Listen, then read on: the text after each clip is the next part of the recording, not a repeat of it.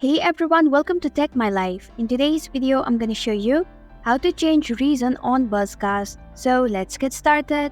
First, launch open BuzzCast application. Make sure you are logging to your BuzzCast account.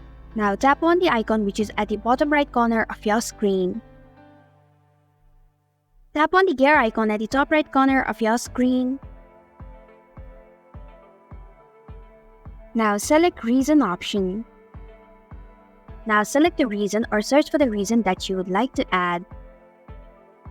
Once you're done, tap on the save button at the top right corner of your screen. And this is how you can change reason on BuzzCast. Thanks for watching Tech My Life. If you like this video, hit the like button and drop a comment with any questions or feedback. If you are new, subscribe and click the bell icon to stay updated on our future videos.